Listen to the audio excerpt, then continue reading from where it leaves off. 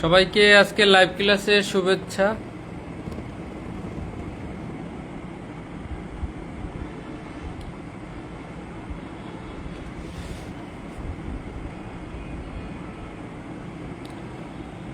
পবিত্র ঈদুল আজহা উপলক্ষে আমাদের 3 দিন ক্লাস বন্ধ ছিল।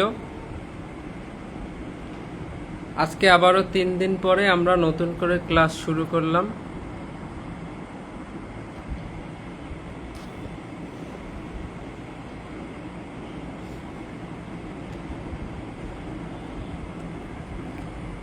আশা করি সবাই ভালো আছেন।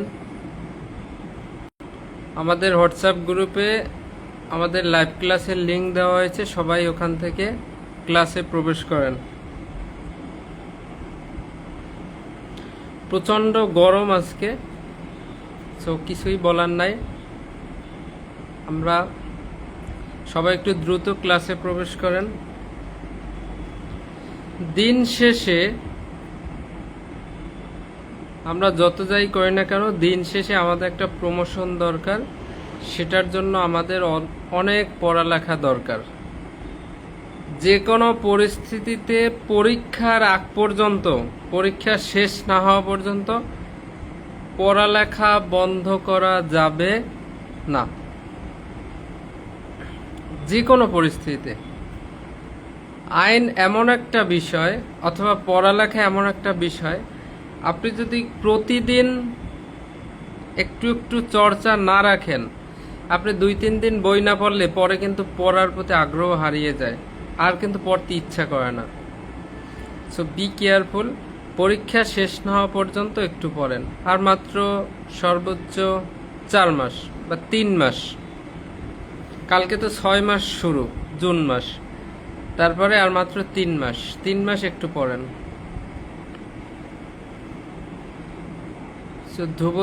ধ্রুবরাজ দাদা, আপনি কেমন আছেন?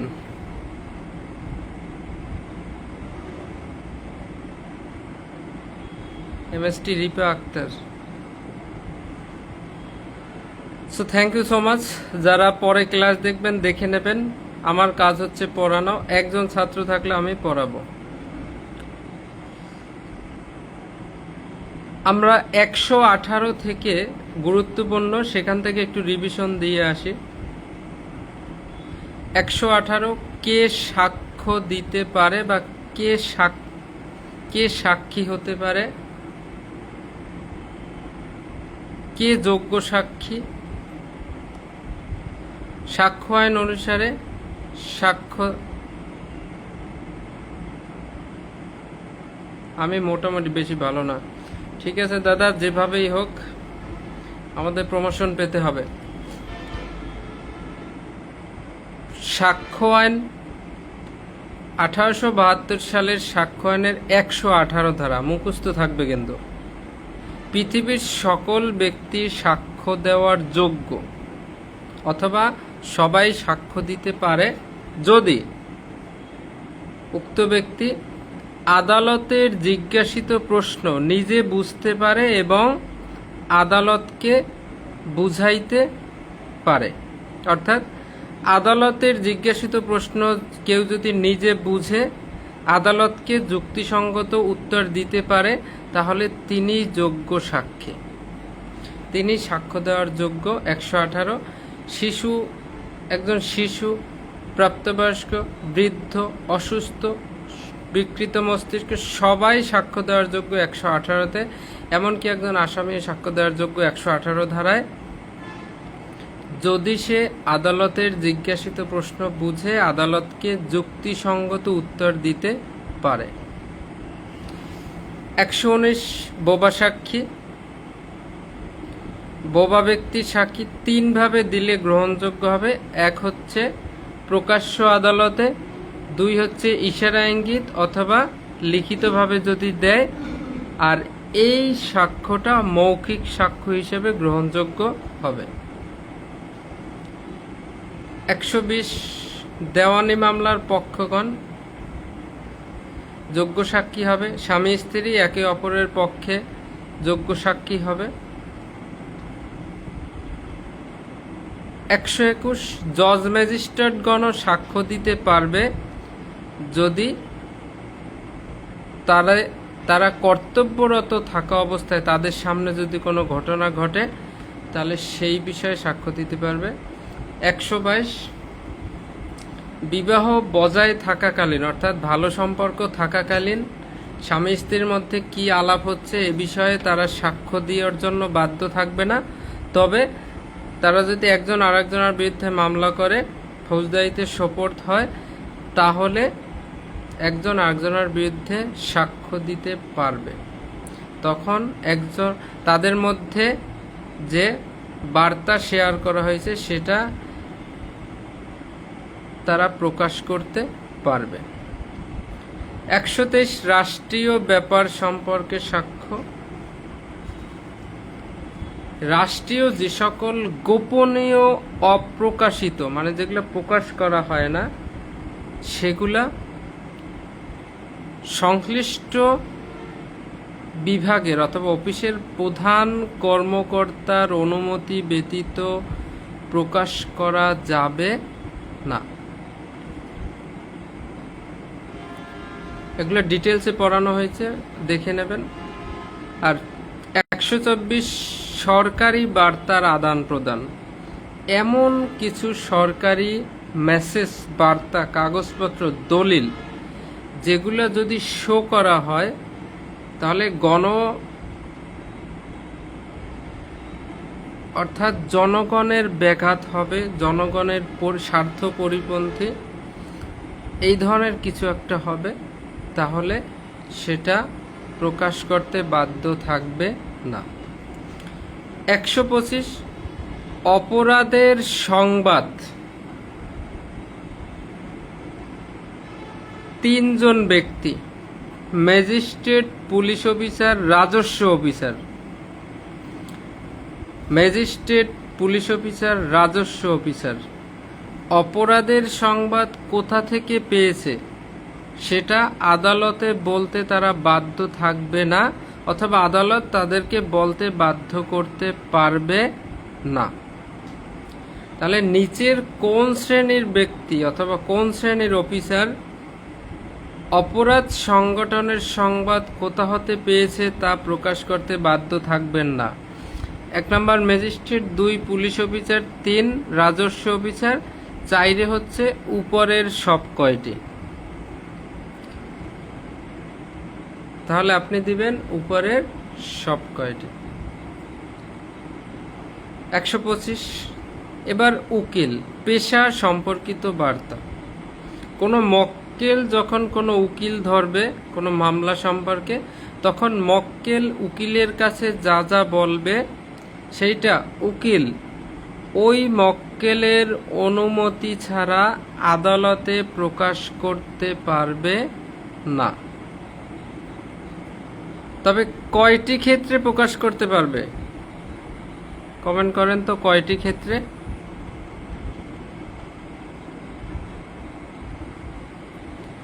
দুইটি ক্ষেত্রে প্রকাশ করতে পারবে, যেখানে বেআইনি উদ্দেশ্য সাধনকল্পে সংবাদ আনা হয়েছে। আর একটা হচ্ছে উকিল বা অ্যাডভোকেট হিসেবে নিযুক্তির পর যদি কোনো প্রতারণা বা অপরাধের সংবাদ তার দৃষ্টিগোচরে আসে। একটা হচ্ছে উকিলকে যাইয়ে বলল যে আমি এখন একটা জাল দলিল তৈরি করে খালি একজনের জায়গা দখল করার চেষ্টা করব, আপনি আমার পক্ষ হয়ে লড়বেন, নিযুক্তির আগে। তো এইটা কি করতে পারবে? উকিল আদালতে প্রকাশ করতে পারবে অনুমতি ছাড়াই। আর একটা হচ্ছে উকিল হিসেবে নিযুক্ত করছে, উকিল ধরছে, ধরার পরে উকিল দেখতেছে যে আরো অপরাধ করতেছে। উকিল হিসেবে নিযুক্ত হওয়ার পর যদি তার চোখে কোনো অপরাধ দেখতে পায়, সেটাও কিন্তু আদালতে প্রকাশ করতে পারবে। 127 উকিলের যারা সহকারী, কেরানি, দোভাষী যারা থাকে, এরাও কিন্তু অনুমতি ছাড়া প্রকাশ করতে পারবে না। 129, আইন উপদেষ্টার সাথে কোনো ব্যক্তি, প্রতিষ্ঠান, কোম্পানি তারা যে সকল আলোচনা করে, এটা এই আইন উপদেষ্টাও কিন্তু ওই ব্যক্তি প্রতিষ্ঠানের অনুমতি ছাড়া আদালতে প্রকাশ করতে বাধ্য থাকবে না। 132, কোনো প্রশ্নের উত্তর দিলে নিজের অপরাধ প্রকাশ পাবে, শুধুমাত্র এই কারণে তাকে প্রশ্নের উত্তর দেওয়া হতে অব্যাহতি দেওয়া যাবে না।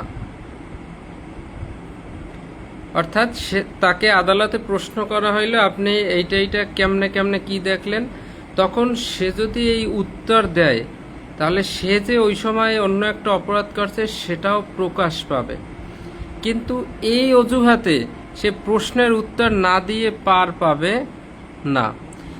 তবে ওই সময় উত্তর দিতে গিয়ে তার কোনো অপরাধ যদি ধরা পড়ে বা সামনে চলে আসে, তাহলে সেই জন্য তাকে গ্রেপ্তার করা যাবে না, মামলা দেওয়া যাবে না, কিন্তু সে মিথ্যা সাক্ষ্য দিলে তাকে শাস্তি দেওয়া যাবে। 132, 133, দুষ্কর্মের সহযোগী যারা একসাথে অপরাধ করেছিল তারা একজন আরেকজনের বিরুদ্ধে সাক্ষ্য দিতে পারবে, তবে সেই সাক্ষ্যের ভিত্তিতে দণ্ড দেওয়া যেতে পারে, নট শিওর। এটার সাথে সাক্ষ্য আইন আসবে 30 ধারা, 114 খ, আর হচ্ছে এই 133 ধারা। পিআরবি 459, 486, এটা আমরা লেখাইছি। 134, একটা মামলা প্রমাণের জন্য কয়জন সাক্ষী লাগবে এটার কোনো নির্দিষ্ট সংখ্যা নাই, একজনে হতে পারে, 1 লক্ষ সাক্ষীও লাগতে পারে। আজকে আমরা আমাদের সাক্ষ্য আইনের যে গুরুত্বপূর্ণ লিখিত প্রশ্ন আসার মতো যা, এগুলো সব পড়ানো শেষ। এখন যেগুলো পড়াবো, আর 2টা ক্লাস আছে, 2টা ক্লাস হইলে সাক্ষ্য আইন শেষ। তারপর আমরা সরাসরি পিআরবিতে চলে যাব, কোনো বিলম্ব হবে না। এই যে এখন যেগুলো পড়াবো আমরা, এগুলো হচ্ছে এমসিকিউর জন্য। You have to know about this every section. Important সেকশনগুলো পড়াবো, নিজেদের মতো করে পড়বেন, বুঝবেন। 137 ধারাটা সবাই একটু দেখেন, যারা নোট করবেন লিখবেন, অথবা যাদের কাছে বই আছে বইটা একটু খোলেন। সাক্ষ্য আইনের 137 ধারায় কি আছে বইতে একটু দেখেন, আমার কথাটাও শোনেন, বইটা একটু দেখেন।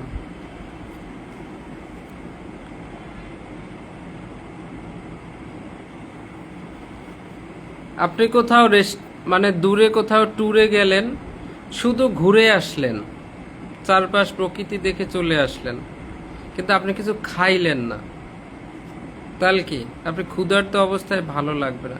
তা আপনার উচিত ঘুরে দেখা এবং কিছু খাবারও খাওয়া, তখন আপনার ট্যুরটা একদম অ্যাকুরেট মনে হবে, যে উপভোগ্য হবে, একদম পুরোপুরি উপভোগ করতে পারবেন। আমি যখন পড়াবো বইটা একটু দেখবেন। 137, জবানবন্দি, জেরা, পুনঃজবানবন্দি, এই 3টা কি? একটা মামলায় কয়টা পক্ষ থাকে? 2টা, একটা বাদী পক্ষ, একটা বিবাদী পক্ষ। মামলাটা যখন কোর্টে ওঠে তখন 2 পক্ষের 2 জন উকিল থাকে, বোঝার চেষ্টা করেন, 2 পক্ষের 2 জন উকিল থাকে। বাদী পক্ষের উকিল অর্থাৎ যে মামলা করছে, বাদী পক্ষের উকিল, আর হচ্ছে বিবাদী বা আসামি পক্ষের উকিল। আপনারা আদালত দেখছেন বা বিভিন্ন মুভিতেও আদালতের কাজকর্ম দেখছেন, অনেকে কোর্টে চাকরি করছেন, এই সেই। মামলাটা যখন কোর্টে উঠানো হয় তখন বাদীপক্ষের উকিল সেও কথা বলে, ইওর অনার, আমি আপনার সম্মুখে এই মামলার কিছু প্রমাণপত্র উপস্থাপন করতে চাই। অনুমতি দেওয়া হলো। বিবাদী পক্ষের উকিল বলে, ইওর অনার, আমি আপনার অনুমতি সাপেক্ষে আমার মক্কেলের পক্ষে একজন সাক্ষীকে কাঠগড়ায় ডাকতে চাই।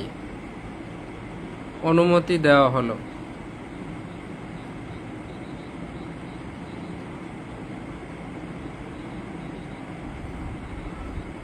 এখন যে যার পক্ষের উকিল,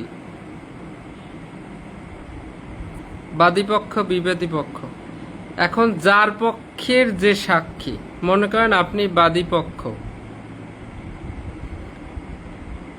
আপনার একজন উকিল, আপনার বাদীপক্ষের সাক্ষী কাঠগড়ায় এসে দাঁড়াইছে, আপনি চোখ বন্ধ করে চিন্তা করেন, এই বাদীপক্ষের একজন সাক্ষী কাঠগড়ায় এসে দাঁড়াইল, সবাই হাসাহাসি করতেছে, আর এই বলো তো এই শালার পর শালায় সাক্ষী দেব, কি কবে, ও তো বোঝে না কিছু, সবাই হাসাহাসি করতেছে।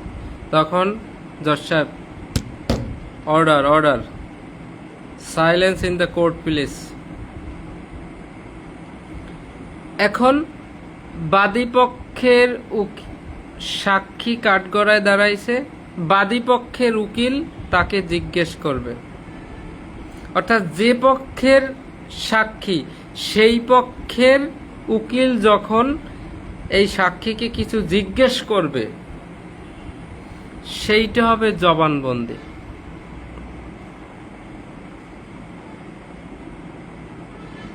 মানে আপনার স্ত্রীকে যখন আপনি কিছু জিজ্ঞেস করবেন, মানে আপনার লোককে আপনি যখন জিজ্ঞেস করবেন, সেইটা জবানবন্দি। কিন্তু পরপুরুষ যখন আপনার স্ত্রীকে কিছু জিজ্ঞেস করবে, সেইটা হয়ে যাবে জেরা। তাহলে যে পক্ষ সাক্ষীকে হাজির করছে, সেই পক্ষ যখন সাক্ষীকে কিছু জিজ্ঞেস করবে বা প্রশ্ন করবে, সেইটা হবে জবানবন্দি।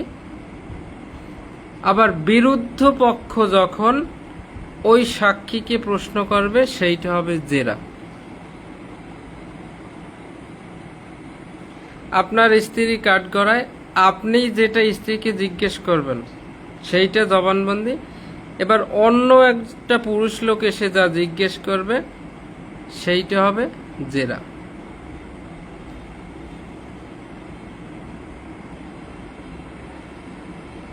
তাহলে বাদীপক্ষের উকিল বাদীপক্ষের সাক্ষীকে জিজ্ঞেস করলো, কিছু কথাবার্তা বলল, বলার পরে এখন যে বিবাদী পক্ষ, তারা বলল, ইওর অনার, এই সাক্ষীকে আমার কিছু জিজ্ঞাসা করার আছে। কি বলে? অবজেকশন ইওর অনার, সাক্ষীকে আমার কিছু জিজ্ঞেস করার আছে। তখন বিবাদী পক্ষের অর্থাৎ বিরুদ্ধ পক্ষের উকিল যখন আবার এই সাক্ষীকে প্রশ্ন করবে, সেইটা হয়ে যাবে জেরা।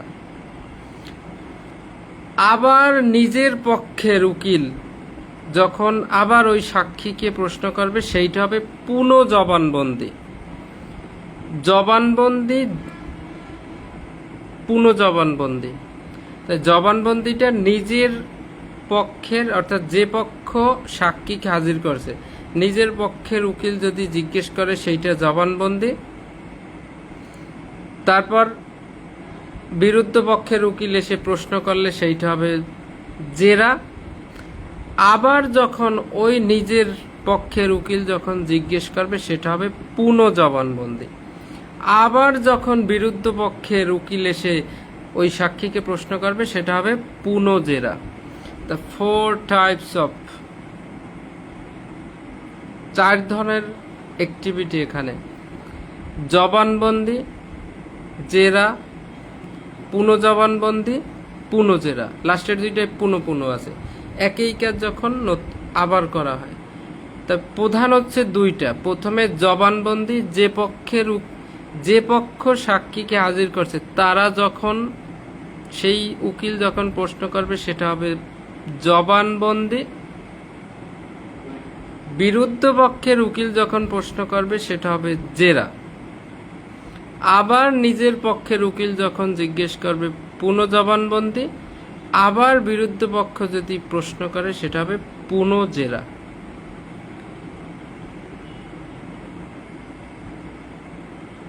এই চারটে জিনিস কি আপনাদের মাথায় ঢুকলো? সবাই একটু কমেন্ট করেন। তাহলে 137-এ বলছে জবানবন্দি, জেরা, পুনঃ জবানবন্দি কাকে বলে? তাহলে যে পক্ষ সাক্ষী হাজির করে সেই পক্ষ যখন সাক্ষীকে প্রশ্ন করে সেটাকে বলে জবানবন্দি। এবার বিরুদ্ধ পক্ষ যখন সাক্ষীকে প্রশ্ন করে সেটাকে বলে জেরা। আবার জেরা করার পর সাক্ষী হাজিরকারী পক্ষ, অর্থাৎ যে পক্ষ সাক্ষী হাজির করছে, তিনি যখন পুনরায় সাক্ষীকে প্রশ্ন করে সেটাকে বলে পুনঃ জবানবন্দি। আবার পুনঃ জবানবন্দির পরে বিরুদ্ধ পক্ষ যখন সাক্ষীকে প্রশ্ন করে সেটা হবে পুনঃ জেরা। 137-এর সংজ্ঞা দেওয়া হয়েছে। 138-এ বলছে সাক্ষ্য গ্রহণের ক্রম, মানে ধারাবাহিকতা কিভাবে নেওয়া হবে। প্রথমেই কি পুনঃ জবানবন্দি নেওয়া যাবে, প্রথমেই কি জেরা নেওয়া যাবে, নাকি প্রথমেই পুনঃ জেরা নেওয়া যাবে, নাকি প্রথমেই জবানবন্দি নিতে হবে? এই ক্রম মানে ধারাবাহিকতাটা হচ্ছে 138। 138-এ বলছে প্রথমে সাক্ষীর জবানবন্দি নিতে হবে।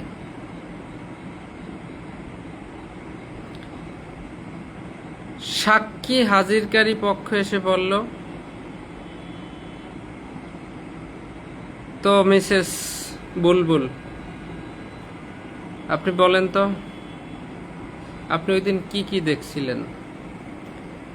সে বলল, অর্থাৎ যে পক্ষ হাজির করছে সেই উকিল জিজ্ঞেস করলো, তার জবানবন্দি নেওয়া হলো। এবারে বিরুদ্ধ পক্ষ বলছে, ইওর অনার, সাক্ষীকে আমার কিছু জিজ্ঞেস করার আছে। তখন এসে বলল, আচ্ছা মিস্টার বুলবুল, আপনি যে এই কথাটা বললেন এটা তো আমি বিশ্বাস করতে পারলাম না। আপনি বলেন তো এটা কিভাবে আপনি বিশ্বাস করাবেন? আপনি তো ওখানে ছিলেনই না, আপনি কিভাবে বললেন যে আপনি ঘটনা নিজ চোখে দেখছেন? জজ সাহেব, আমি দেখেছি, আমি ওইখানে ছিলাম। মিথ্যা কথা বলার চেষ্টা করবেন না মিস্টার বুলবুল, আমার কাছে কিন্তু প্রমাণ আছে। এই যে মানে প্রশ্ন করবে বিরুদ্ধ পক্ষ, সেটাকে বলা হবে জেরা। এটা কখন নেওয়া হবে? প্রথমে জবানবন্দি যে পক্ষ হাজির করছে সেই পক্ষের উকিল নিয়ে যাবে, এরপরে প্রশ্ন করবে বিরুদ্ধ পক্ষ, সেটা জেরা। জেরা করার পরে আবার যদি কোনো নতুন কোনো বিষয় উঠে আসে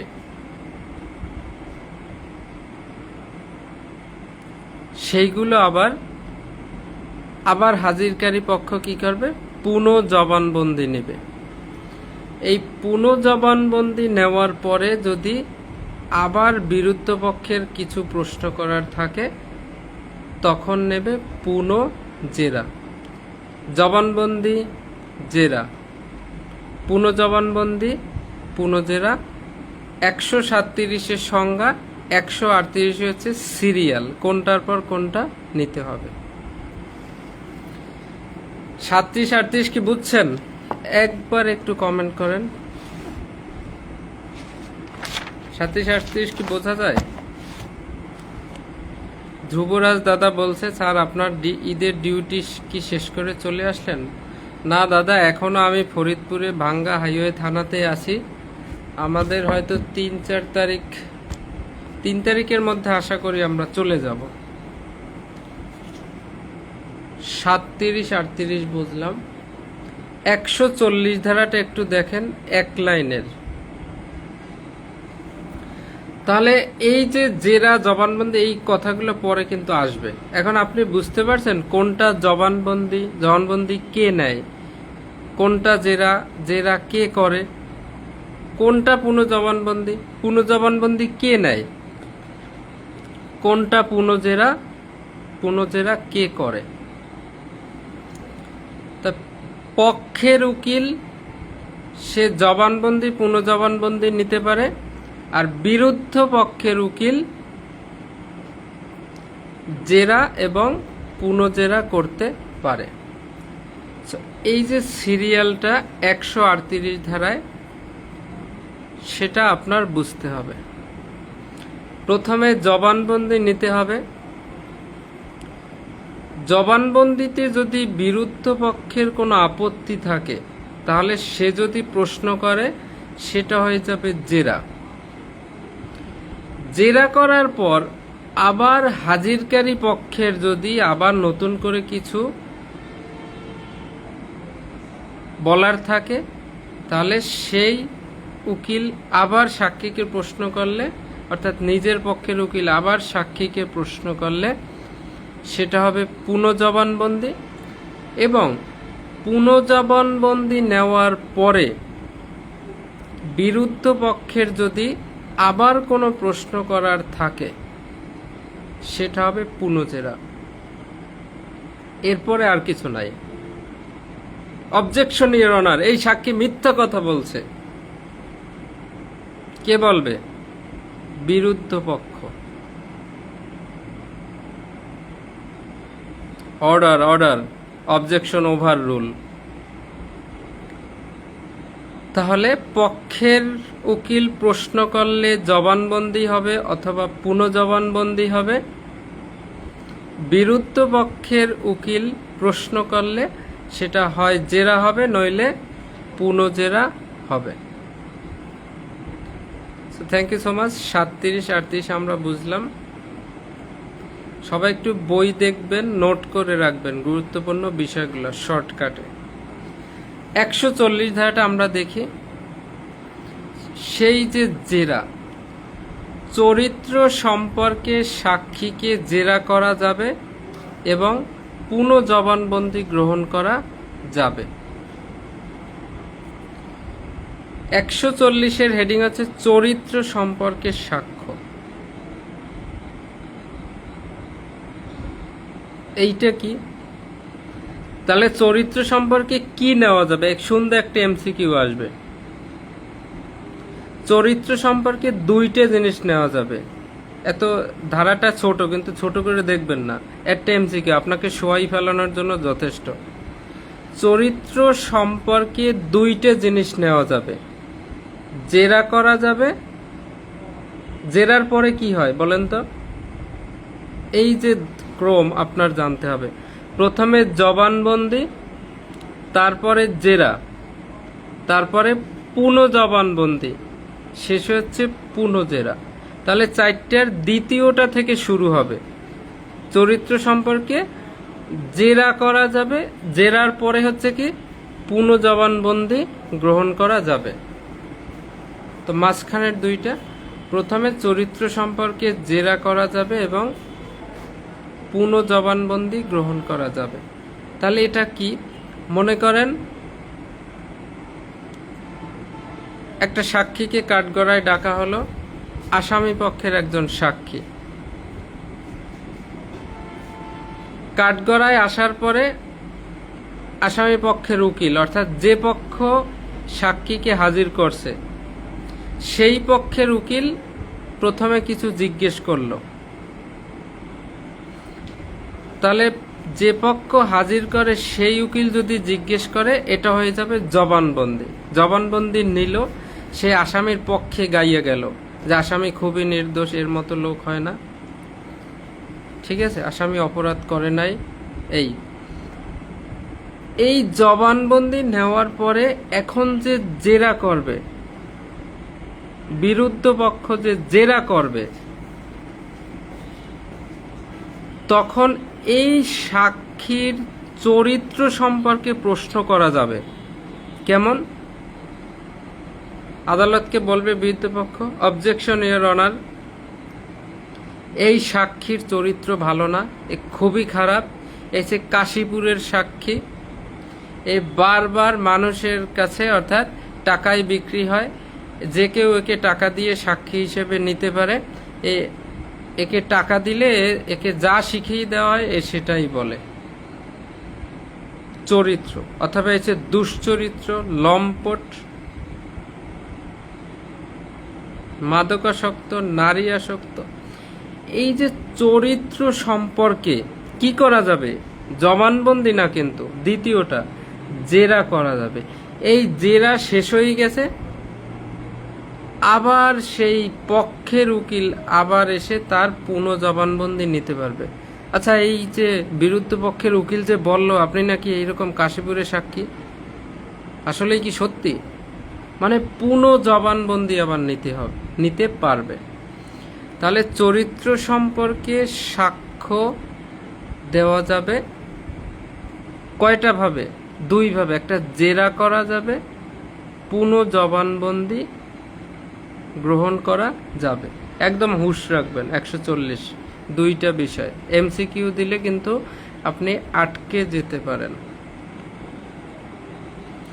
অনেকেই আমরা অল্প একটু জানি চরিত্র সম্পর্কে জেরা করা যায়, 140 না, শুধু জেরা নয়, চরিত্র সম্পর্কে জেরাও করা যায় প্লাস পুনঃ জবানবন্দিও গ্রহণ করা যায়। 140 শেষ, 141। একটা ধারা বুঝলে একটু কমেন্ট করবেন। 141 ধারা ইঙ্গিতবাহী প্রশ্ন, এটাকে ইংরেজিতে বলে লিডিং কোশ্চেন। লিডিং কোশ্চেন, ইঙ্গিতবাহী প্রশ্ন, অর্থাৎ প্রশ্নকারী যিনি প্রশ্ন করবে তিনি যে উত্তরটা আশা করেন, প্রশ্নর মধ্যেই যদি সেইটা দিয়ে প্রশ্ন করা হয়। যেমন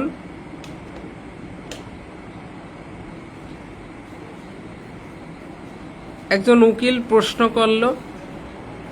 প্রশ্ন করবে আসামিকে, অর্থাৎ ওই আসামি ঘটনার সময় ঘটনাস্থলে ছিল কিনা। এখন উকিল চাচ্ছে যে আসামি যেন বলে যে আমি ঘটনাস্থলে ছিলাম না, মনে মনে চাচ্ছে। বুঝেন? প্রশ্নকারী যিনি প্রশ্ন করবে সে মনে মনে চাইতেছে যে আসামি, আমি যে প্রশ্ন করব ও উত্তরটা যেন এইটাই দেয়। তাহলে উকিল চাচ্ছে আমি এখন আসামিকে প্রশ্ন করব, আসামি যেন বলে আমি ঘটনার সময় ছিলাম না ওইখানে। তাহলে প্রশ্নটা কিভাবে করলো? আচ্ছা, আপনি তো সেই ব্যক্তি যে ঘটনার সময় ওইখানে ছিলেন না, তাই তো? প্রশ্নটা এমন ভাবে করলো যে আচ্ছা আপনি তো সেই বাবুল নাকি যে ঘটনার সময় ছিলেন না। তার মানে উকিল যে উত্তরটা আশা করতেছে সেই উত্তরটা, অর্থাৎ প্রশ্নের মধ্যেই যদি যে উত্তর আশা করতেছে এইটার কোনো ইঙ্গিত দিয়ে প্রশ্ন করে, প্রশ্নকারী প্রশ্নের যে উত্তর আশা করতেছে সেই ইঙ্গিত দিয়ে যদি প্রশ্ন করে তাকে বলা হয় ইঙ্গিতবাহী প্রশ্ন। একটু বোঝার চেষ্টা করেন। অর্থাৎ প্রশ্নের মধ্যেই যদি উত্তর লুকায়িত থাকে।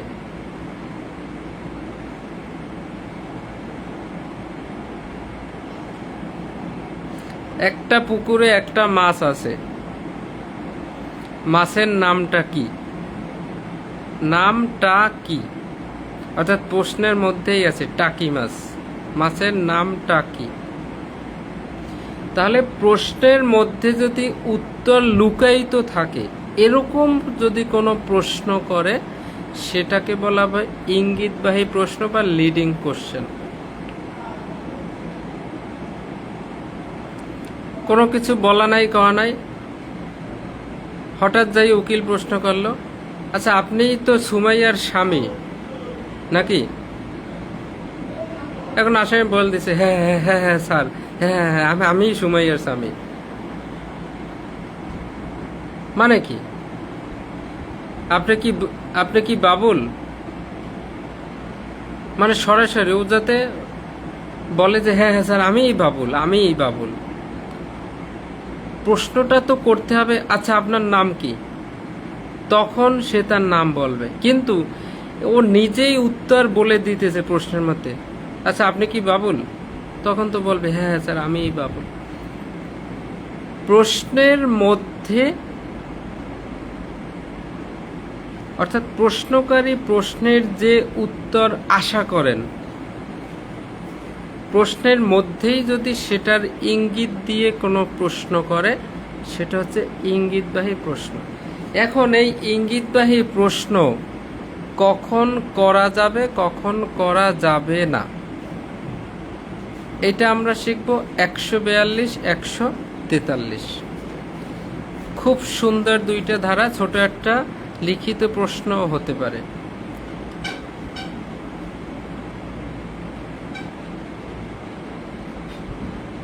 ইঙ্গিতবাহী প্রশ্ন করার বিষয়ে অথবা কখন ইঙ্গিতবাহী প্রশ্ন করা যাবে অথবা যাবে না, সাক্ষ্য আইনের আলোকে ব্যাখ্যা করুন। খুব সুন্দর ছোট একটা প্রশ্ন, ধারা আসবে 142, 143।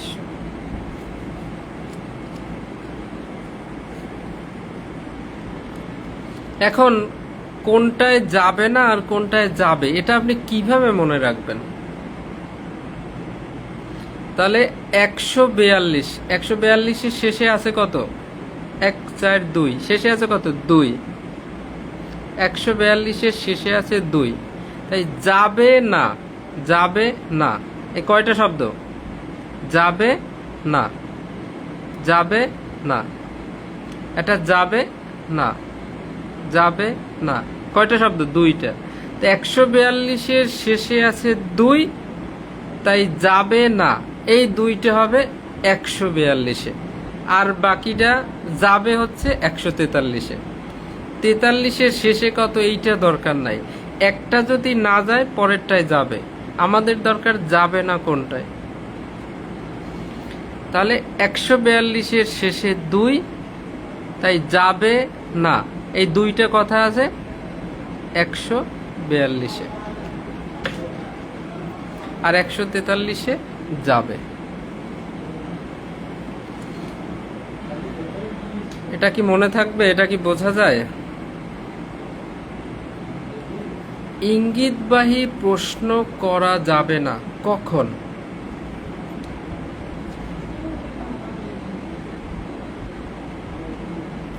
বিরুদ্ধ পক্ষ যদি আপত্তি করে,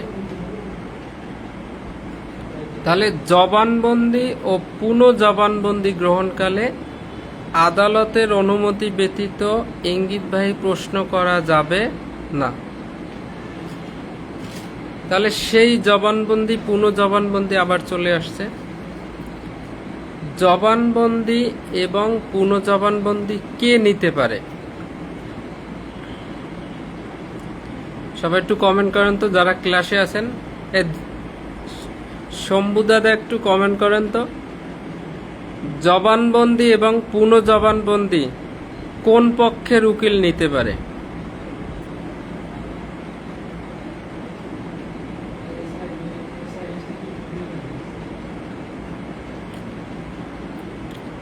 তাহলে জবানবন্দি এবং পুনঃ জবানবন্দি সাক্ষী হাজিরকারী পক্ষ, অর্থাৎ পক্ষের উকিল নিতে পারে। যে পক্ষ সাক্ষী হাজির করছে তিনি নিতে পারে। এখন ইঙ্গিতবাহী প্রশ্নটা কি? অর্থাৎ উকিল যেটা আশা করে যে উত্তরটা যেন এইটাই দেয়, সেইভাবে যদি প্রশ্ন করে, তার মানে এরা এদের পক্ষকে নির্দোষ করার জন্য এই ইঙ্গিতবাহী প্রশ্ন করবে। কিন্তু যে পক্ষ সাক্ষী হাজির করছে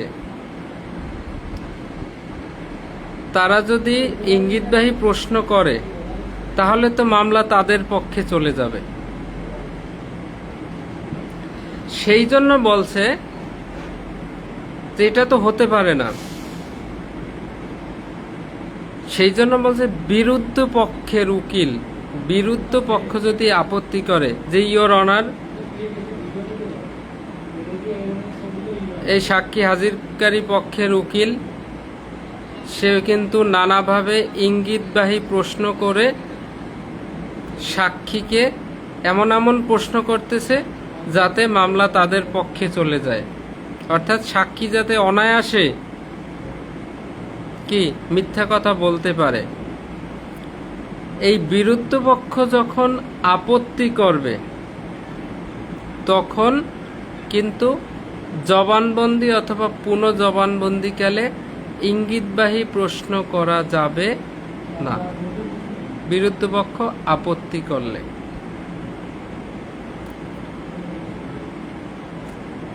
আবার 142-এ বলছে তবে একটা শর্ত সাপেক্ষে যাবে, যেমন যে সকল বিষয় ভূমিকামূলক বা যাতে মতবিরোধ নাই বা পূর্বেই যথেষ্ট রূপে প্রমাণ হয়েছে,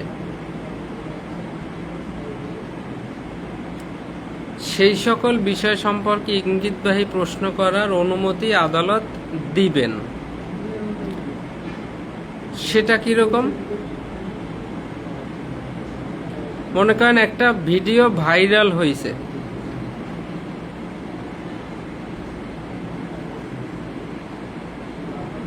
একজন আরেকজনকে প্রকাশ্য রাস্তায় ছুরি দিয়ে কুপিয়ে মেরে ফেলতেছে, ওইটা কেউ বিল্ডিং থেকে ভিডিও করছে। সেখানে পাশে একটা লোক দাঁড়িয়েছিল রিকশাওয়ালা, সেই রিকশাওয়ালা সাক্ষী দিতে আসছে। তাহলে রিকশাওয়ালাকে কিন্তু ওই ভিডিওতে দেখা গেছে। তখন তাই এখানে বলছে এখন এই রিকশাওয়ালা সাক্ষীকে ইঙ্গিতবাহী প্রশ্ন করা যাবে কিনা। ইঙ্গিতবাহী প্রশ্নটা কেমন হবে? যে আপনি তো সেই রিকশাওয়ালা যে ওই যে জামায় মার্ডার হয় তার পাশেই আপনি রিকশা নিয়ে দাঁড়াইছিলেন। উকিল বলতেছে আচ্ছা আপনি তো সেই রিকশাওয়ালা যে মার্ডার হওয়ার সময় পাশেই রিকশা নিয়ে আপনি দাঁড়িয়েছিলেন। নর্মালি প্রশ্নটা কেমন হবে যদি ভিডিও ভাইরাল না হয় বা ভিডিও না হয়? তখন রিকশাওয়ালাকে যদি সাক্ষী হিসেবে ডাকা হয়, নর্মালি প্রশ্ন হবে আচ্ছা আপনি ঘটনার সময় কোথায় ছিলেন, কি দেখছিলেন? নর্মাল প্রশ্নটা তো এমন হওয়া উচিত, এটা না? কিন্তু এইটা যদি আগেই ভাইরাল হয়ে যায়, সবাই জানে, তখন ইঙ্গিত দিয়ে প্রশ্ন করা যাবে আপনি তো আপনি সেই রিকশাওয়ালা ভাই না যে মার্ডার হওয়ার সময় পাশেই রিকশা নিয়ে দাঁড়িয়েছিলেন? তখন সে বলবে জজ সাহেব হ্যাঁ আমি সেই রিকশাওয়ালা যে মার্ডার হওয়ার সময় পাশে দাঁড়িয়েছিলাম, আমি চোখের সামনে দেখেছি। তাহলে যেটা অলরেডি সবাই জানে, যথেষ্ট রূপে প্রমাণিত হয়েছে, ভাইরাল হয়ে গেছে, সেই বিষয়ে আপনি ইঙ্গিতবাহী প্রশ্ন করার অনুমতি আদালত দেবে। কিন্তু এটা বাদে বিরুদ্ধ পক্ষ যদি আপত্তি করে তাহলে জবানবন্দি এবং পুনঃজবানবন্দি নেওয়ার সময় ইঙ্গিতবাহী প্রশ্ন করা যাবে না। 142-এর শেষে 2, তাই কথা হচ্ছে দুইটা যাবে না। 142-এ ইঙ্গিতবাহী প্রশ্ন করা যাবে না, আর 143-এ ইঙ্গিতবাহী প্রশ্ন করা যাবে।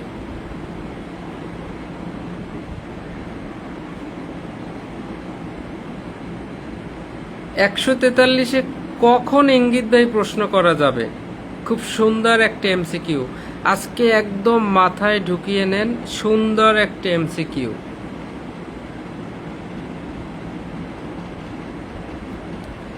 জেরা করার সময় ইঙ্গিতবাহী প্রশ্ন করা যাবে। তাহলে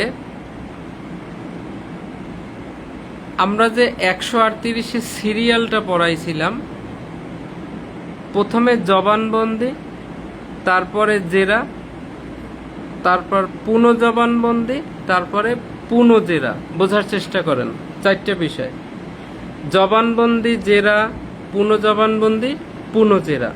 তাহলে ইঙ্গিতবাহী প্রশ্ন করা যাবে না। 142-এর শেষে 2, তাই যাবে না। 2টা কথা যাবে না। কোন কোন ক্ষেত্রে?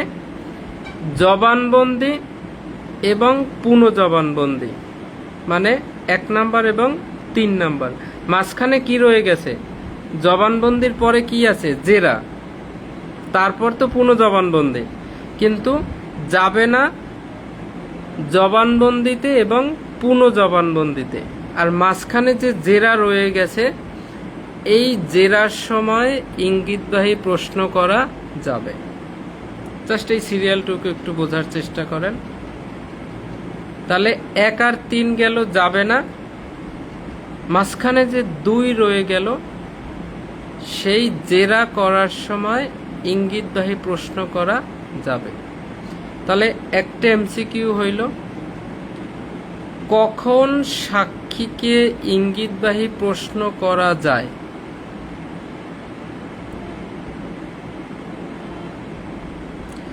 সাক্ষ্য গ্রহণের কোন পর্যায়ে সাক্ষীকে ইঙ্গিতবাহী প্রশ্ন করা যায়? সুন্দর একটা এমসিকিউ। তাহলে জেরা করার সময় ইঙ্গিতবাহী প্রশ্ন করা যায়। আর সাক্ষ্য গ্রহণের কোন পর্যায়ে ইঙ্গিতবাহী প্রশ্ন করা যাবে না? আমি এমসিকিউটা বলি, আপনারা অ্যান্সার লিখবেন যারা ক্লাসে আছেন। সাক্ষ্য গ্রহণের কোন পর্যায়ে ইঙ্গিতবাহী প্রশ্ন করা যাবে না? যারা ক্লাসে আছেন সবাই একটু অ্যান্সারটা লেখেন। কোন পর্যায়ে ইঙ্গিতবাহী প্রশ্ন করা যাবে না? আপনারা যখন সাক্ষ্য আইনের এমসিকিউ পড়বেন, দেখবেন এইখান থেকে অনেক এমসিকিউ, এরকম সুন্দর সুন্দর এমসিকিউ আছে।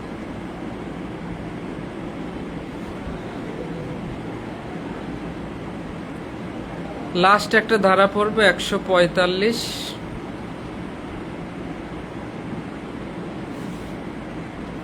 পূর্ববর্তী লিখিত বিবৃতি সম্পর্কে জেরা। অর্থাৎ আপনি একটা মামলা হইলে তার যে সাক্ষী, এই সাক্ষীকে কিন্তু 2 বার সাক্ষী দিতে হয়। আপনারা কি জানেন এটা?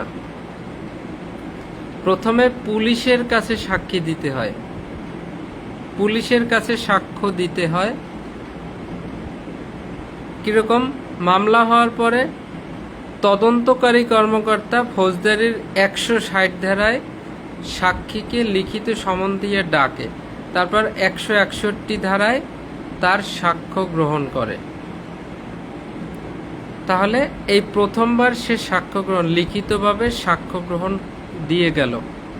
এরপরে এই মামলাটা যখন কোর্টে ওঠে, তখন ওই সাক্ষীকে পুনরায় আদালতে সমন দিয়ে ডাকা হয়। এখন পূর্বে এই লোক পুলিশের কাছে যে লিখিত সাক্ষ্য দিয়ে গেছে, সেটা তো ডকুমেন্ট আছে, কিন্তু আজকে সে এসে অন্য কথা বলতেছে। পুলিশের কাছে যা বলছিল, যে সাক্ষ্য দিয়েছিল, কিন্তু আজকে আদালতে এসে সে অন্য কথা বলতেছে। তখন কি করবে? তখন তাকে প্রশ্ন করা যাবে, জেরা করা যাবে। আচ্ছা, আপনি কি এমন কোনো বিবৃতি বা সাক্ষ্য দিয়েছিলেন যা এখন যে সাক্ষ্য দিচ্ছেন এটা থেকে ভিন্ন? অথবা পূর্বে কি কোনো এমন কোনো কিছু বলছিলেন কোথাও সাক্ষ্যতে, যেটা এখন ভিন্ন কথা বলতেছেন বা অস্বীকার করতেছেন? তখন সে যদি অস্বীকার করে যে না, আমি পূর্বে এমন কিছু বলি নাই, আমি এখন যেটা বলতেছি এটাই সঠিক, তখন আস্তে ওই যে আগে যেটা বলে আসছিল সেইটা শো করা যাবে, সেইটার দিকে মনোযোগ আকর্ষণ করানো যাবে সাক্ষীকে। কি ব্যাপার, আপনি তো পুলিশের কাছে সাক্ষ্য দিয়ে আসছিলেন লিখিতভাবে যে এইটা, কিন্তু আজকে তো আপনি অন্য কথা বলতেছেন। 145 ধারাটা যে কোনো ব্যক্তির পূর্বের দেওয়া জবানবন্দি আগের দেওয়া জবানবন্দির সাথে যদি আদালতে হাজির হয়ে দেওয়া জবানবন্দি যদি মিল না থাকে, যদি এক না হয়, তবে সেটা বিরোধিতা করার জন্য আদালতে প্রাসঙ্গিক হবে। অর্থাৎ বর্তমান সাক্ষ্যটাকে কি করবে, মিথ্যা প্রমাণ করার জন্য পূর্বের যে সাক্ষ্যটা গ্রহণযোগ্য হবে, পূর্বের লিখিত সাক্ষ্যটা গ্রহণযোগ্য হবে। অর্থাৎ বর্তমানে যে সে মিথ্যা বলতেছে এটা প্রমাণ করার জন্য পূর্বে যে লিখিত বিবৃতি দিয়ে আসছিল সেইটা গ্রহণযোগ্য হবে। অর্থাৎ আগে যে জবানবন্দি দিয়েছিল সেইটার সাথে বর্তমানে জবানবন্দি যদি এক না হয়, তাহলে আগের লিখিত বিবৃতিটা দিয়া এখনটা কি মিথ্যা প্রমাণ করা যাবে, আগের বিবৃতিটা গ্রহণযোগ্য হবে 145 ধারায়। আর একটা ধারা আছে 157 ধারা।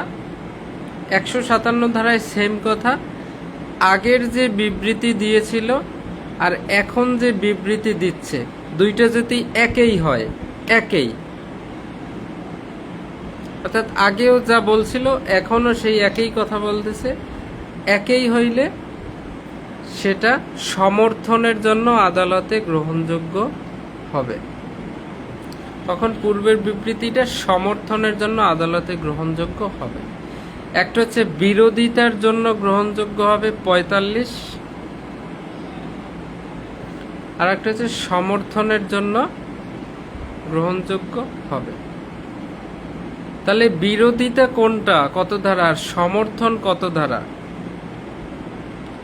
57 সমর্থন, শ একটা মিল আছে, 57 সমর্থন, এভাবে একটু মনে রাখতে পারেন। 57 সমর্থন, আর এদিকে আর যেটা আছে 45 সেটা হচ্ছে বিরোধিতা। তাহলে আমরা যখন প্রশ্ন করি, যেমন জেনারেল ডায়েরির সাক্ষ্যগত মূল্য কি,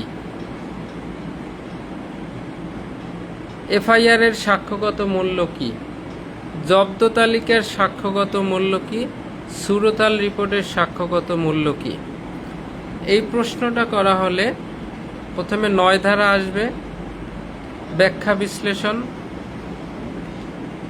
এরপরে 35 সরকারি কর্মচারী কর্তব্য সম্পাদনকালে যেটা লেখে সেটাও গ্রহণযোগ্য। এবারে 74 সরকারি দলিল হিসেবে গ্রহণযোগ্য। আর 145 বিরোধিতা করার জন্য গ্রহণযোগ্য, 157 সমর্থন করার জন্য গ্রহণযোগ্য। এই হচ্ছে আমাদের সাক্ষ্যগত মূল্য।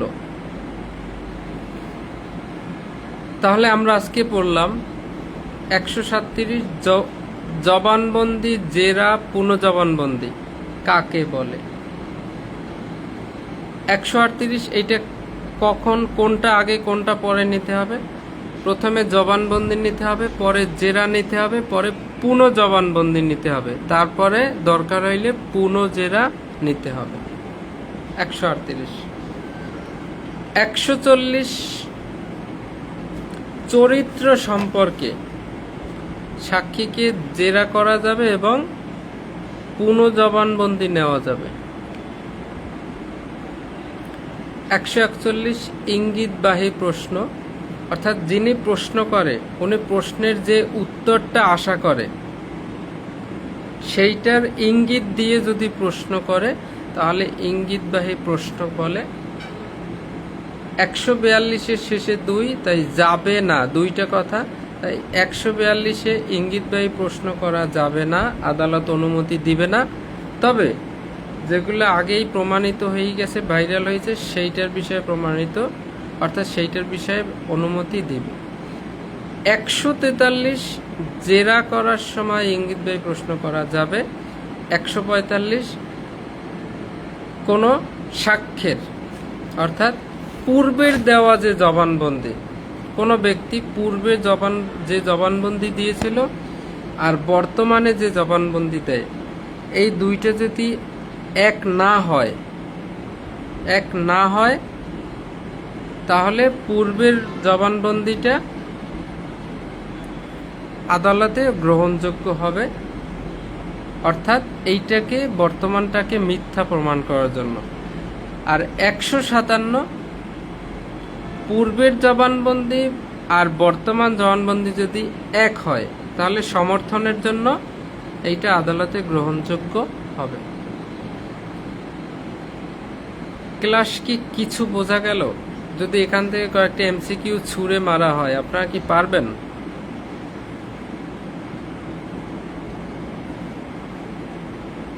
আপনারা কি পারবেন একটু বলেন তো। এত সহজ না, এইসব জটিল ক্লাস নেওয়া অনেক কষ্টের। আপনারা কি পারবেন? আপনারা একটু কমেন্ট করতে আপনাদের কষ্ট হয়, আপনি লিখবেন কি? এই কমেন্ট করা এটাও কিন্তু একটা পরীক্ষার মতো, পরীক্ষার খাতায় লেখার মতো। আপনি চট করে কমেন্ট করে ফেলতে হবে। আপনারা কি পারবেন?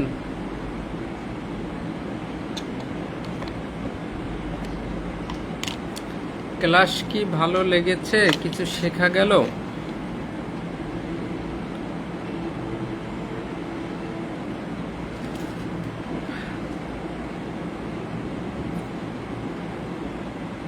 Thank you so much. আগামী ক্লাসের আমন্ত্রণ রইল। আর 2টা ক্লাস আছে সাক্ষ্য আইনের, মনোযোগ দিয়ে করেন, আমরা তারপরে পিআরবিতে চলে যাব।